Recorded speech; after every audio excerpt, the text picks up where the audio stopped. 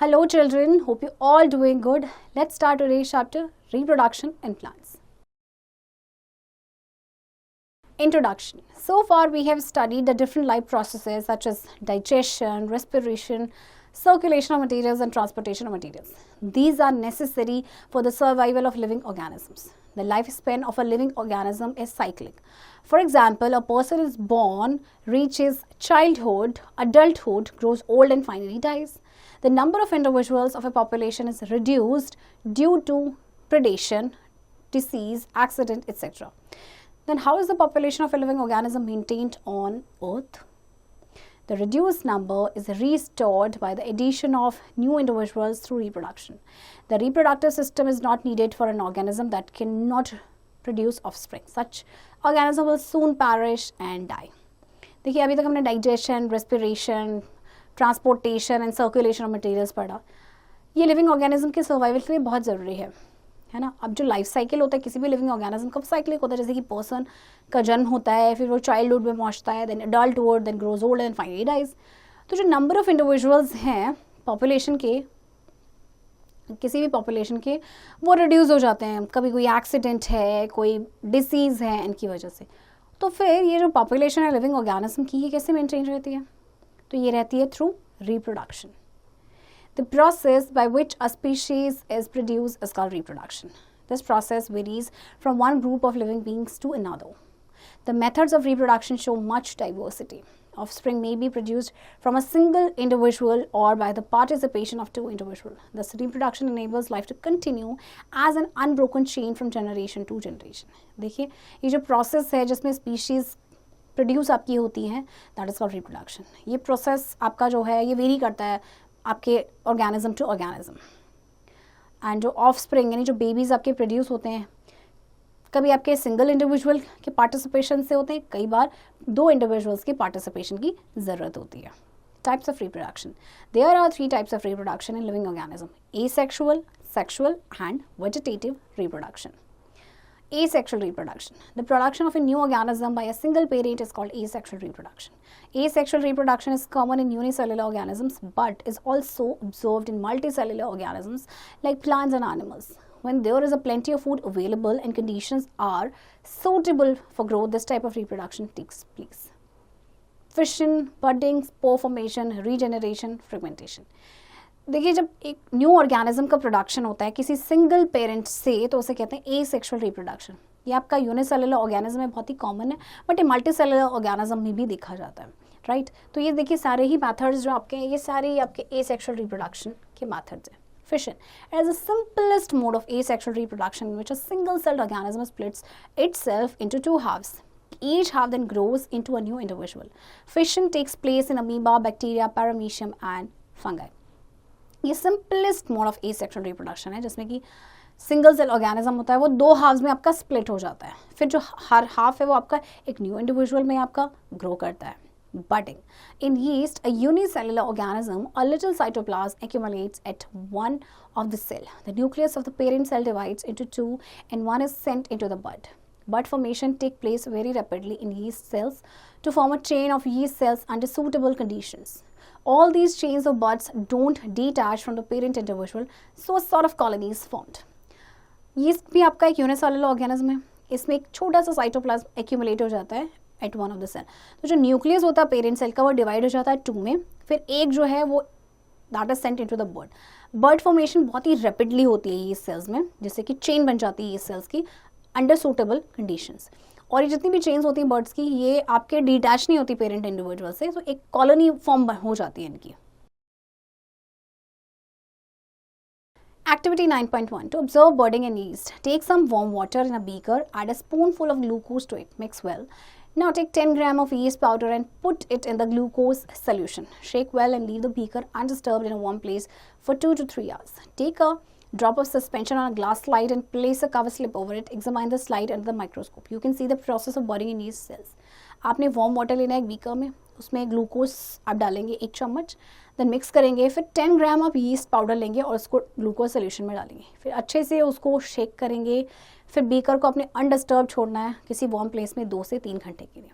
फिर ये जो एक ड्रॉप लेना है अपने सस्पेंशन का ग्लास स्लाइड में, उसको कवर स्लिप में रखना है एंड देन स्लाइड को माइक्रोस्कोप के अंडर जब देखेंगे तो आपको जो प्रोसेस है बडिंग का वो नजर आएगा. Spore formation. When conditions are unfavourable, many fungi, mushrooms, worms, mosses, and bacteria such as yeast, rhizopus, and mucor reproduce through spore formation. A spore is a tiny spherical unicellular body protected by a hard and thick wall. Spores are microscopic structures. The spores help in overcoming unfavorable conditions for reproduction like lack of food in extreme temperature conditions by forming spores. The resistant spores of various organisms, example, the bread mold, float in the air and settle on uncovered bread or any other suitable food. जब conditions favourable नहीं होती है तो बहुत सारे आपके fungi, forms, masses या कुछ ऐसे बैक्टीरिया हैं जो कि स्पोर फॉर्मेशन के थ्रू रिप्रोड्यूस करते हैं. स्पोर आपका एक टाइनी स्फेरिकल यूनिसेलुलर बॉडी है जो कि एक थिक और हार्ड वॉल से प्रोटेक्टेड होता है. स्पोर्स आपके माइक्रोस्कोपिक स्ट्रक्चर्स हैं एंड जो स्पोर्स हैं ये किसी भी अनफेवरेबल कंडीशन से ओवरकम करने में हेल्प करते हैं. जैसे कि कभी फूड की कमी है या फिर एक्सट्रीम टेम्परेचर कंडीशंस हैं तो स्पोर्स फॉर्म कर लेते हैं. तो जो रेजिस्टेंट स्पोर्स होते हैं वेरियस ऑर्गेनिज्म में, जैसे कि जो ब्रेड मोल्ड है ये एयर में फ्लोट करता है एंड फिर अनकवर्ड ब्रेड पे सेटल हो जाता है या किसी भी सूटेबल फूड पे. Regeneration. In this type of reproduction, living organisms repair and regrow their lost parts of bodies. Plants and some organisms like hydra and flatworm regenerate their lost body parts. इस तरह के reproduction में क्या होता है कि जो लिविंग ऑर्गेनिज्म होते हैं वो अपने लॉस्ट पार्ट, जिनकी बॉडी का कोई लॉस्ट पार्ट होता है उसको रिपेयर या फिर रीग्रो कर लेते हैं. जैसे कि हाइड्रा या फ्लैटवर्म जो है वो अपनी लॉस्ट बॉडी पार्ट को रीजनरेट कर लेते हैं. Fragmentation. There are several filamentous organisms like Spirogyra or flatworm that increase their number by fragmenting their filaments. The organism breaks up into two more fragments after maturation and each fragment start growing into a new individual. देखिए इसमें क्या होता है कि जो organism होता है वो आपके ज़्यादा फ्रेगमेंट्स में आपके जैसे वो मैच्योर होता है तो फ्रेगमेंट्स में वो ब्रेक हो जाता है. फिर जो हर फ्रेगमेंट है वो एक न्यू इंडिविजुअल में ग्रो करना स्टार्ट करता है. जैसे कि आपके स्पायरोगायरा है या फ्लैटवर्म है तो ये ऐसे ही करते हैं, right. Vegetative propagation. Like spores, bigger plants can also survive unfavorable conditions. Under such conditions, the aerial parts of a plant usually die, but the underground parts like root or stem remain dormant or inactive. When conditions are favorable again, these dormant parts grow again to produce a new plant. Similar is the case with colocasia, sweet potato, etc., which do not produce any seeds. Man has encashed this property of such plants to maximum advantages. Thus, when new plants are produced from parts of the parent plant such as root, stems or leaves without the help of any reproductive organ, it is called vegetative propagation. Different methods are used in horticulture for fruit yielding and ornamental plants like cutting, example in sugarcane, layering and grafting in mango, roses, etc. अच्छा, spores की तरह बिगर plants भी जो है unfavourable condition में आपके survive नहीं कर पाते. तो ऐसे कंडीशन में जो एरियल पार्ट्स होते हैं प्लांट्स के दे यूजुअली डाई, बट जो अंडरग्राउंड पार्ट्स होते हैं जैसे कि रूट है या स्टेम वो आपकी डोर्मेंट या इनएक्टिव रहती है. तो जब कंडीशन फेवरेबल हो जाते हैं तो जो डोर्मेंट पार्ट है फिर से वो एक नया प्लांट उसमें से बनते हैं, राइट. तो ऐसे ही केस होता है आपका. जैसे स्वीट पोटैटो या पोटैटो की बात करें वो कोई भी आपका सीड प्रोड्यूस नहीं करते. तो जब न्यू प्लांट्स को प्रोड्यूस किया जाता है पेरेंट प्लांट के पार्ट से जैसे कि रूट है या स्टेम है या लीव्स, तो उसे कहा जाता है vegetative propagation. And different methods को यूज़ किया जाता है हॉर्टिकल्चर में, जैसे कि फ्रूट यील्डिंग या ऑर्नामेंटल प्लांट्स के लिए लाइक कटिंग, स्टेम की कटिंग की जाती है जैसे शुगर केन में. लेयरिंग एंड ग्राफ्टिंग होती है मैंगोज या फिर रोजेस में. Next is vegetative propagation by stem. Some plants send out a side branch from main plant and a root grows down into the soil. कुछ plant ऐसे क्या करते हैं, साइड ब्रांच को आपका सेंड करते हैं मेन प्लांट से और फिर एक रूट आपके डेवलप हो जाती है, ग्रो कर जाती है सॉइल में. The stem grows in length and creeps along the ground and forms roots at intervals, is forming a new plant. When the new plant has grown enough, the link between the old and the new plant withers away. Example, some species of grass and strawberry. तो देखिए जब new plant आपका बड़ा हो जाता है तो जो लिंक होता है ना पुराने प्लांट और नए प्लांट के बीच में, दैट विदर्स अवे, जैसे कि आपका ग्रास एंड स्ट्रॉबेरी में कुछ स्पीशीज में देखा जाता है. Some plants reproduce vegetatively beneath the soil. Example, onion, potato, ginger, colocasia. Underground stems are capable of producing several new plants from their buds and thus help the plant to multiply. Tuber, bulb, corm, rhizome are the different modifications of an underground stem. कुछ आपके जो plants होते हैं वो soil के अंदर ही आपके reproduce करते हैं वेजिटेटिवली, जैसे कि पोटैटो है आपका, जिंजर है, अनियन है. तो अंडरग्राउंड जो स्टेम्स होती हैं दे आर केपेबल कि वो न्यू प्लांट्स को, सेवरल न्यू प्लांट्स को अपने बड में से प्रोड्यूस कर सकते हैं और जिसको प्लांट को मल्टीप्लाई करने में वो हेल्प करते हैं। ट्यूबो, बल्ब, कॉम, राइजोम जो हैं ये आपके क्या हैं, ये डिफरेंट मॉडिफिकेशंस हैं अंडरग्राउंड स्टेम के। Activity 9.2 to study vegetative reproduction tuber, bulb, corm and rhizome. Take a potato, onion, gladiolas, scarm and a piece of ginger. Plant all these in 4 separate pots containing well-manured oil. देखिए आपको ये सारे items लेने हैं और इनको 4 separate pots में आपने लगाना है वेल मैन्यूर्ड सॉइल में। Water regularly and place the plant in well lit place. Observe for 2-3 weeks. You will see small new plants growing from potato eye, scale leaves of onion and pods and ginger and gladiolas. इसके बाद जब आप 2 से 3 हफ्ते के बाद observe करेंगे, आप देखेंगे न्यू प्लांट्स ग्रो करेंगे आपके पोटैटो आई से, स्केल लीव्स ऑफ अनियन से and birds ginger and gladiolus से। Vegetative propagation by root. Dahlia and sweet potato have roots that help in vegetative propagation. If root tuber of sweet potato is cut into pieces and sown in well-prepared soil, a new plant can be produced. Weeds like dandelion are capable of regenerating into a new plant even if some parts of its roots are left behind in the soil. आपका जो dahlia या sweet potato है, इनमें roots होती हैं जो कि vegetative propagation में हेल्प करती हैं। अगर जो रूट ट्यूबर है स्वीट पोटैटो का, उसको कट कर दिया जाए पीसेस में और वेल प्रिपेयर्ड सॉइल में उसको सो किया जाए तो एक न्यू प्लांट उससे प्रोड्यूस होता है। डेंडेलियन जो है ये रीजेनरेटिंग ये कर सकता है, राइट। अगर कोई भी इसका जो पार्ट है, इसका जो रूट है, अगर वो सॉइल में रह जाता तो वहाँ से एक नया प्लांट ग्रो कर सकता है। Vegetative propagation by leaves. In Bryophyllum and Begonia, new plants are produced from leaves which have buds on the notches in their margins. These buds, after falling on the ground or coming in contact with the soil, grow into new plants. Thus, a new plant with proper root and shoot system can grow from a bud. Bryophyllum and Begonia में क्या होता है कि नए plants जो होते हैं इनके प्रोड्यूस होते हैं लीव्स से, इनमें बर्ड्स होती है के मार्जिन्स पे। तो ये बर्ड जैसे ही आपके ग्राउंड में पड़ती हैं तो उनमें से फिर जैसे ही सॉइल के कांटेक्ट में आती हैं तो एक नया प्लांट इसमें से ग्रो करता है। तो इससे जो नया प्लांट है इसकी प्रॉपर रूट और शॉर्ट शूट सिस्टम जो है बर्ड से आपके ग्रो करता है। Sexual reproduction. Most flowering plants are hermaphrodites. That is, both male and female gametes or sex cells are present in the same flower. ज़्यादातर आपके जो फ्लावरिंग प्लांट्स हैं ना hermaphrodites होते हैं, यानी कि इसमें मेल एंड फीमेल गैमेट्स होते हैं। Thus, flowers are the reproductive organs in plants. Flowers of plants like China rose, Calotropis and banyan contain both male and female gametes. So देखिए इनमें आपके ये जो आपके plants हैं इनमें आपके होते हैं male and female दोनों gametes होते हैं।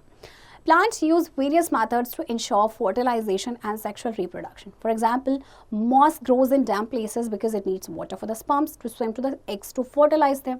In Spirogyra, reproduction occurs by the process of conjugation. Two filaments lie side by side and produce short tubes, the conjugation tubes, that grow and connect the opposite cells. The tubes move the contents from one cell to the other and the nuclei combine, forming a zygote.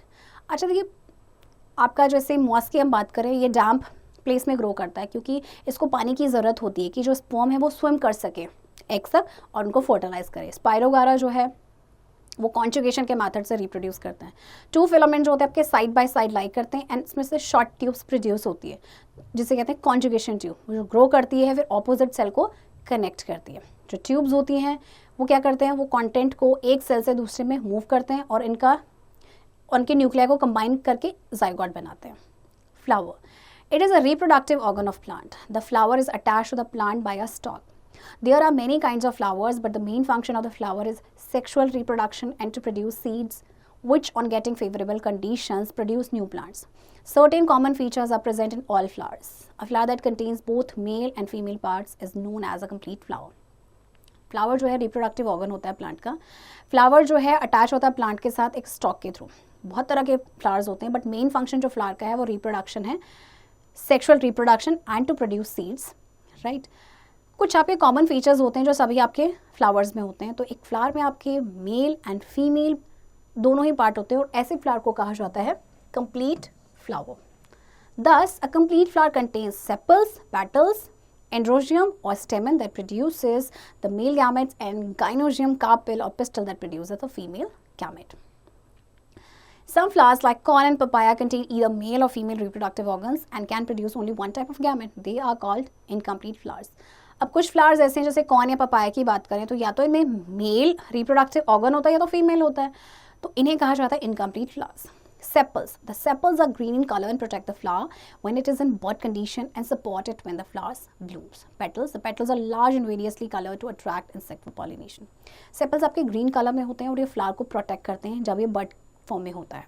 And petals आपकी बड़ी हैं, जिसे हम पंखुड़ियाँ भी कहते हैं, right. ये आपकी काफ़ी बड़ी होती हैं और ये इंसेक्ट को अट्रैक्ट करते हैं for pollination. Stamen. It is a male reproductive part and consist of 2 parts. The long narrow stalk-like filament and the upper broader knob-like anther. The anther lobes consist of pollen sacs that contain millions of pollen grains which are yellow in color. The male gametes are produced inside the pollen grains. जो stamen है आपका, ये mail reproductive part है और इसमें 2 parts होते हैं, long narrow stalk-like filament and upper broader knob-like anther. Anther lobe होता है, इसमें आपके पॉलन सेक्स होते हैं जिसमें मिलियंस ऑफ पॉलन ग्रेन्स होते हैं जो येलो कलर में होते हैं. एंड जो मेल गैमेट्स आपके पॉलन ग्रेन्स के इनसाइड ही प्रोड्यूस होते हैं. Pistil. It is a female reproductive part and consists of a swollen ovary at the bottom. Inside the ovary, the ovules contain a little bag called the embryo sac. The unripe seeds or eggs are present inside this sac. Pistil आपका female reproductive part है जिसमें आपका एक Solan ovary होता है bottom में.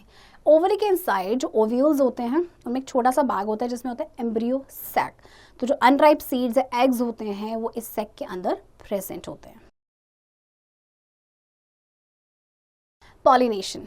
When the anther is mature, it splits open and sheds the pollen grains. They are dispersed by various agencies such as wind and water so that they can be transferred to the stigma of another flower of the same species or of the same flower. The pollen grains have to be deposited onto the stigma to fertilize the egg in the ovary. Thus, the transfer of pollen from anther to stigma is called pollination. Pollination takes place through wind, water and insect. जब आपका anther mature हो जाता है तो ये split हो जाता है and then pollen grain shed होते हैं. फिर ये वेरियस एजेंसीज या वेरियस एजेंट्स जो होते हैं इन्हें डिस्पर्स करते हैं ताकि ये ट्रांसफ़र हो जाए दूसरे फ्लावर के स्टिग्मा पे सेम स्पीशीज़ का सेम फ्लावर का. तो पोलन ग्रेन्स जो हैं आपके डिपॉजिट हो जाते हैं स्टिग्मा पे, जैसे कि जो एग फर्टिलाइज होता है ओवरी में. तो जो ट्रांसफ़र होता है पोलन का from anther to stigma, that is called pollination. Types of pollination. There are 2 types of pollination. Self-pollination. When the pollen grains are transferred within the same flower or between the flowers of the same plant. Cross-pollination. When the pollen grains are transferred between the flowers of different plants of the same species or very closely related species. It is also called allogamy. देखिए जब pollen grains आपके transfer होते हैं same flower में या same plant के flowers के बीच में, that is self pollination. And cross pollination में क्या होता है कि पोलन ग्रेन्स आपके ट्रांसफ़र होते हैं फ्लावर्स ऑफ डिफरेंट प्लांट्स, या तो वो सेम स्पीशीज़ के होते हैं या क्लोजली रिलेटेड स्पीशीज़ होते हैं, और इसे कहा जाता है allogamy. Fertilisation. It is the process in which male gamete fuses with female gametes. Fertilization was the following steps. After pollination, pollen grains germinate on the stigma and pollen tube develops. Fertilization आपका process है जिसमें male gamete and female gamete जो है fuse हो जाते हैं. तो pollination के बाद पोलन ग्रेन्स आपके जर्मिनेट होते हैं स्टिग्मा पे एंड पोलन ट्यूब जो है आपकी वो डेवलप होती है. The pollen tube grows downwards into the style. The male gamete present in the pollen tube moves into ovule and fuses with female gamete inside the ovule. This complete process is called fertilisation. The fusion product of 2 cells is called zygote. The zygote soon develops into an embryo. तो जो pollen tube है आपकी वो downward grow करती है style में. जो male gamete आपका प्रेजेंट होता है पोलन ट्यूब में वो ओव्यूल में मूव करता है एंड फ्यूज होता है फीमेल गैमेट के साथ ओव्यूल के अंदर. तो जो कंप्लीट प्रोसेस है दिस इज कॉल्ड फर्टिलाइजेशन. तो जो फ्यूजन प्रोडक्ट होते हैं 2 सेल्स के उसे कहा जाता है जाइगोट. एंड फिर जाइगोट जो है आपका एम्ब्रियो में आपका डेवलप होता है. Seed and fruit formation. After the formation of zygote, following changes occur in a flower. Bright color of flower is lost.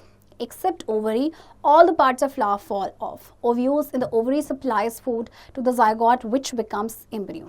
Meanwhile, the ovule transforms itself into seed. As the seeds form, the ovary increases in size and becomes fruit. The ovary wall becomes the fruit wall. अच्छा जब zygote का formation होता है तो जो bright color है flower का वो lost हो जाता है. ओवरी को छोड़ के जितने भी फ्लावर के पार्ट्स होते हैं दे फॉल ऑफ. ओव्यूल्स जो ओवरी में होते हैं वो फूड सप्लाई करते हैं जाइगोट को जो एम्ब्रियो बनता है. इसके बाद जो ओव्यूल होता है वो ट्रांसफॉर्म हो जाता है इटसेल्फ इनटू सीड. और जैसे सीड बनता है जो ओवरी इंक्रीज हो जाती है साइज में एंड फ्रूट बनती है. एंड जो ओवरी वॉल है वो फ्रूट वॉल बनता है. Fruit. There are 2 types of fruit, dry fruit and fleshy fruit. Dry fruits, example pea, bean, sunflower, etc. have thin and dry fruit walls. Fruit walls protect the seeds and help in the disposal of seed. Seed. A seed contains embryo in a resting stage that develops into a new plant after germination. दो तरह के fruit होते हैं आपके, dry fruit and fleshy fruit. Dry fruit जैसे कि आपका sunflower है, पी है या बीन है, इनमें थिन और ड्राई फ्रूट वॉल्स होती हैं। फ्रूट वॉल जो है सीड्स को प्रोटेक्ट करते हैं और सीड के डिस्पोजल में हेल्प करते हैं। सीड में आपका एम्ब्रियो होता है रेस्टिंग स्टेज पे, जो न्यू प्लांट में डेवलप होता है आफ्टर जर्मिनेशन।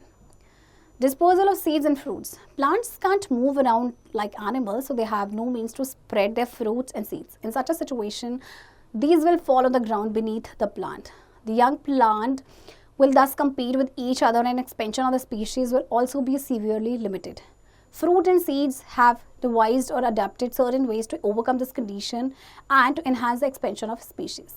Plant जो है animals की तरह move नहीं कर सकते, तो देखिए उनके पास कोई भी मीन्स नहीं है कि अपने फ्रूट्स को या सीड्स को स्प्रेड वो कर सकें। तो ऐसे सिचुएशन में अगर सारे के फ्रूट आपके नीचे एक ही साथ गिरेंगे, आपके सीड्स, तो क्या होगा, वहाँ पे ओवर क्राउडिंग हो जाएगी, वो एक दूसरे के साथ कम्पीट करेंगे, राइट, न्यूट्रिएंट को लेके, स्पेस को लेके या सनलाइट को लेके। तो इसीलिए इनका डिस्पोज होना बहुत ज़रूरी है। Fruits and seeds are carried away by wind, water, insect, bird, animals, or by their own dispersal mechanism such as fruit explosion. The scattering of seeds over a large area by the agents of disposal is called disposal of seeds. Number 1, wind. The seeds have to be small, light, and have structures like wings, hair-like filament, etc. to be blown away by wind. Some fruits and seeds show parachute mechanism, flattened fruit and sensor mechanism, etc. All these adaptations help the seeds to be carried by the wind. देखिए जो आपके light weight आपके seeds होते हैं वो wind के through carry away हो जाते हैं किसी दूसरे प्लेस पे। Animals. Seeds bear hooks or spines which help them to snag the fur of animals or our clothes and get carried far away. इसी तरह से कुछ seeds के hooks या आपके spines होते हैं जो animals के fur से चिपक जाते हैं, हमारी cloth के साथ चिपक जाते हैं और फिर वो अपने place से कहीं दूर गिर जाते हैं। Water. Coconut, lotus, etc. are plants that grow on sea shores and lakes. These can float on water to travel a long distances before getting deposited at favorable places for germination. The thick fibrous coat of a coconut and its hollow structure enables it to float in water. जैसे coconut या lotus है, ये आपकी सी shores में उगते हैं या lakes में उगते हैं, तो ये वाटर में फ्लोट करते हैं, ओके, एंड ये काफ़ी लंबे डिस्टेंस ट्रैवल कर देते हैं, जहाँ पे इनको फेवरेबल प्लेस मिलता है यहाँ पे वो जर्मिनेट हो जाते हैं। Activity 9.3. Parts of a flower. Take a geranium flower and observe its sepals and petals. Remove each whorl of sepals and petals and observe carefully with a magnifying glass. Once all petals are removed, cut open the flower lengthwise or longitudinally. Dust some pollen grains on a slide and mount it. Observe them under the microscope. Now, with a magnifying glass, observe the pistil part of the flower. See the ovules in the embryo sac. एक geranium flower आपने लेना है, उसके sepals, petals को आपने observe करना है। जो आपके सेपल के जितने भी वर्ड्स हैं आप उन्हें रिमूव करेंगे, पेटल्स को भी रिमूव करेंगे, मैग्नीफाइंग ग्लास से ऑब्जर्व करेंगे केयरफुली। जब सारे पेटल्स जो आपके रिमूव हो जाएंगे तो फ्लावर को अपने लेंथ वाइज या लॉन्गिट्यूडिनली उसको कट करना है, फिर कुछ पोलन ग्रेन्स को अपने डस्ट करना है स्लाइड पे, एंड फिर आप माइक्रोस्कोप के अंडर उसे ऑब्जर्व करेंगे। मैग्नीफाइंग ग्लास की हेल्प से आपने जो है पिस्टल जो आपका फ्लावर का पार्ट है उसको ऑब्जर्व करना है, एंड आप see the ovules in the embryo sac. Differences between asexual and sexual reproduction. तो देखिए आपको टेबल दी गई है जिसमें आपको डिफरेंस दिया गया है दोनों के बीच में। Asexual reproduction, the process involves only one cell of one parent. Sexual reproduction, the process involves two cells of gametes belonging to either the same or different parents. Asexual reproduction में सिर्फ एक cell या एक parent involve होता है, जबकि sexual reproduction में आपके दो गैमेट्स या तो सेम या डिफरेंट पेरेंट से बिलोंग करते हैं। So, asexual reproduction, the whole body of the parent may act as a reproductive unit, or it can be in a single cell or a bud. Sexual reproduction, the reproductive unit is called a gamete, which is unicellular and haploid. Asexual reproduction, the offspring are genetically similar to parents. Sexual reproduction, the offspring differ from parents. Asexual reproduction, special sex organs are not formed. Sexual reproduction, special sex organs are formed. Asexual reproduction, it has no evolutionary significance. Sexual reproduction, it introduces variation, hence it is of evolutionary significance. अब देखिए asexual reproduction में क्या होता है कि जो whole body होता है पेरेंट का वो आपका एक रिप्रोडक्टिव यूनिट की तरह एक्ट कर सकता है, जबकि जो रिप्रोडक्टिव यूनिट आपका सेक्सुअल रिप्रोडक्शन में उसे कहा जाता है गैमेट। जो ऑफस्प्रिंग होते हैं वो आपके सिमिलर होते हैं एसेक्सुअल रिप्रोडक्शन में, जबकि सेक्सुअल रिप्रोडक्शन में वो अपने पेरेंट्स से डिफरेंट होते हैं। एसेक्सुअल रिप्रोडक्शन में स्पेशल ऑर्गन्स नहीं होते हैं, इसका कोई इवोल्यूशनरी सिग्निफिकेंस नहीं है, जबकि आपका सेक्सुअल रिप्रोडक्शन में स्पेशल सेक्स ऑर्गन्स होते हैं और क्योंकि ये वेरिएशन को इंट्रोड्यूस करता है तो इसका इवोल्यूशनरी सिग्निफिकेंस है। Activity 9.4, take some black gram seeds and soak them overnight. Put some wet cotton in a petri dish and put gram seeds over it. Leave the seeds overnight and observe the next morning. You will see the seeds sprouting. Note the radical and plumal part of the sprouted seed. आपको ग्राम यानी जो black आपके चने होते हैं उनके seeds लेने हैं, ओवरनाइट उनको सोक करना है, वेट कॉटन में अपने पेट्री डिश में रखना है, फिर आपने ग्राम सीड्स को उसके ऊपर रख देना है। सीड्स को ओवरनाइट रखेंगे, नेक्स्ट मॉर्निंग आप ऑब्जर्व करेंगे, आप देखेंगे कि सीड में स्प्राउटिंग हो चुकी है, फिर आप रेडिकल और जो प्लूमल पार्ट है उस स्प्राउटेड सीड का उसको नोट करेंगे। Points to remember: the process by which a species is produced is called reproduction. Asexual reproduction involves only one parent. Fission, budding, spore formation, regeneration, fragmentation are the various types of asexual reproduction. Roots, stem, leaves and buds are used in certain plants for their multiplication. Flower is a reproductive organ in flowering plants. Fertilization occurs after self or cross-pollination. After fertilization, the ovules change into seeds and the ovary into the fruit. Wind, water, animals and explosion of fruit are the various agents of seed disposal. Children, I hope आपको chapter समझ आया होगा, and इस chapter की practice अब आप खुद से करेंगे।